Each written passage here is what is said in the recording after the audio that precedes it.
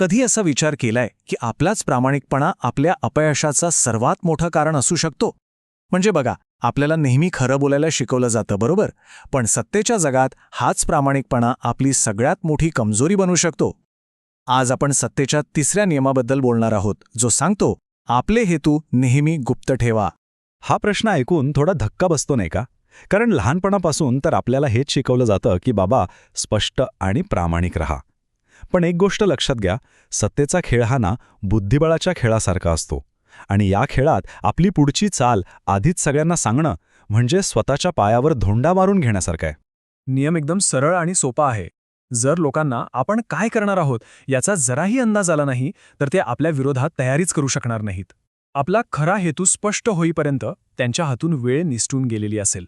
म्हणजे आपण अंधारात राहून वार करायचा आणि ते फक्त प्रकाशाची वाट बघत बसणार.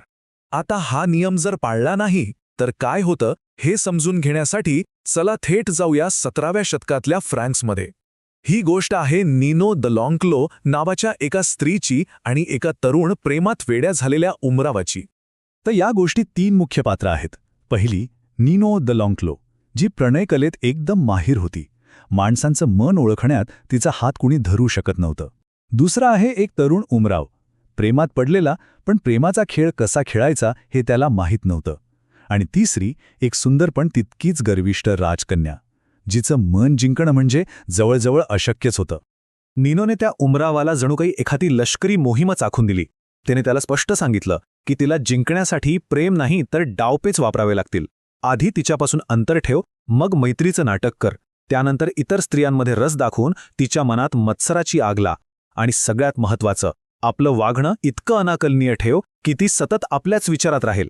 आणि काय सांगू, नीनोची योजना अगदी अचूक ठरली. राजकन्या पूर्णपणे गोंधळून गेली. जो तरुण कालपर्यंत तिच्याकडे ढुंकूनही बघत नव्हता, तोच आता तिच्या विचारांवर कब्जा करू लागला होता. ती त्याच्या त्या गूढतेच्या जाळ्यात नकळतपणे अडकत चालली होती. सगळं काही ठरल्याप्रमाणे सुरू होतं. तो विजयाच्या अगदी जवळ पोहोचला होता.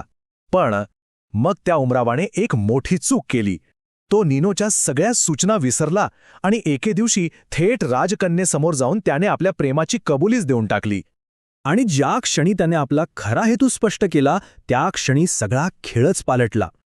जे वागणं आधी तिला गूढ आणि आकर्षक वाटत होतं, तेच आता तिला फसवं वाटायला लागलं. तिने त्याच्याकडे पाठ फिरवली आणि हा खेळ तिथेच संपला.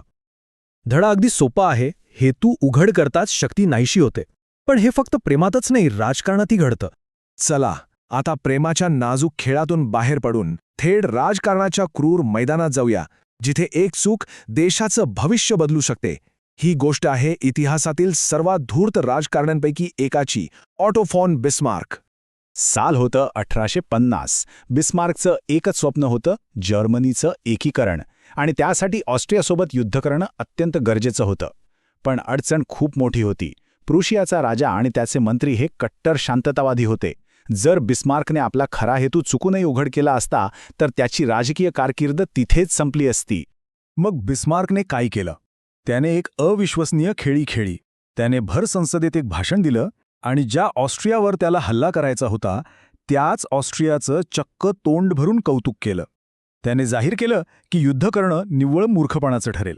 ज्या बिस्मार्कला लोह आणि रक्त या नावाने ओळखलं जायचं, त्याच्या तोंडून शांततेची भाषा ऐकून सगळेच जण अवाक झाले. या भाषणाचा परिणाम तर अगदी जादुई ठरला. शांतताप्रिय राजा त्याच्यावर इतका खुश झाला की त्याने बिस्मार्कला थेट मंत्रिमंडळात घेतलं. काही वर्षांनी तो पंतप्रधान बनला आणि एकदा का सत्ता हातात आली की त्याने आपला खरा रंग दाखवला. त्याने ऑस्ट्रियावर हल्ला केला आणि जर्मनीच्या एकीकरणाचं आपलं स्वप्न पूर्ण केलंच. एका खोट्या भाषणाने त्याने अक्षरशः इतिहास बदलला. तर या 2 कथांमधून आपण काय शिकलो? हेतू लपवण्यासाठी काही खास डावपेच वापरले जातात, जे थेट माणसाच्या मानसिकतेवरच हल्ला करतात. चला या दिशाभूल करण्याच्या कलेमागचं गुपित जरा जाणून घेऊया. लोकांची दिशाभूल करण्याचे अनेक मार्ग आहेत. तुम्ही अशा गोष्टींमध्ये रस दाखवू शकता ज्यात तुम्हाला अजिबात रस नाही, जेणेकरून लोकांचं लक्ष तुमच्या खऱ्या ध्येयावरून हटेल. किंवा अगदी बिस्मार्कप्रमाणे तुम्ही कमालीच्या प्रामाणिकपणाचं नाटक करून लोकांचा विश्वास जिंकू शकता आणि मग योग्य वेळी डाव साधू शकता. कधीकधी एकच पद्धत वापरून लोकांना सवय लावायची आणि मग अचानक काहीतरी वेगळं करून त्यांना धक्का द्यायचा, हाही एक प्रभावी मार्ग आहे. या सगळ्याचा पाया एकच आहे, पोकर फेस. म्हणजे चेहऱ्यावर कोणतेही भाव न येऊ देता आपल्या भावनांवर पूर्ण नियंत्रण ठेवणं. फ्रँकलिन रूझवेल्ट सारखे महान नेते या कलेत पारंगत होते. त्यांचा चेहरा वाचणं जवळजवळ अशक्य होतं आणि त्यामुळेच ते नेहमी इतरांपेक्षा 2 पावलं पुढे असायचे. पण थांबा, प्रत्येक नियमाला एक अपवाद असतोच. काय होईल जर आपली ओळखच एक लबाड किंवा फसवणूक करणारी व्यक्ती म्हणून झाली असेल? मग आपण आपले हेतू कसे लपवणार? अशा परिस्थितीत हेतू लपवण्याचा प्रयत्न करणं फुकट ठरू शकतं, कारण लोक आधीच आपल्या प्रत्येक हालचालीवर संशय घेत असतात. मग अशा वेळी डाव कसा पलटवायचा? याचं उत्तर दिलं महान शोमॅन P.T. बर्नमने. लोकांना माहीत होतं की बर्नम काहीतरी थापेबाजी करणार आहे आणि गंमत म्हणून लोकांना तेच बघायचं होतं.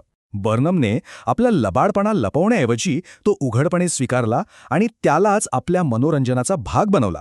म्हणजे त्याने लोकांच्या अपेक्षांचाच वापर आपल्या फायद्यासाठी केला. चला तर मग या सगळ्या चर्चेचा शेवट एका शक्तिशाली रूपकाने करूया, जे ह्या नियमाचं सार एका वाक्यात सांगतं. मेंढ्या कधीच आक्रमक नसतात, नाही का? त्या दिसायला गरीब आणि निरुपद्रवी असतात. आणि म्हणूनच त्यांच्या कळपात शिरलेला मेंढीचं कातळं पांघरलेला लांडगा कोणाच्याच लक्षात येत नाही. तो फक्त योग्य क्षणाची वाट बघत असतो, हल्ला करण्यासाठी. माणसाचा स्वभावच आहे की तो वरवर दिसणाऱ्या गोष्टींवर पटकन विश्वास ठेवतो. याच मूलभूत सत्याचा फायदा घेऊन जर आपण आपले हेतू गुप्त ठेवले तर आपण लोकांना सहजपणे आपल्या इच्छेनुसार वागायला लावू शकतो. तर प्रश्न हा नाही की कोणी काय बनावं, प्रश्न हा आहे की आपल्या आजूबाजूला असलेल्या मेंढ्यांच्या कळपात असे किती लांडगे लपलेले आहेत याचा कधी विचार केला आहे का? विचार नक्की करा.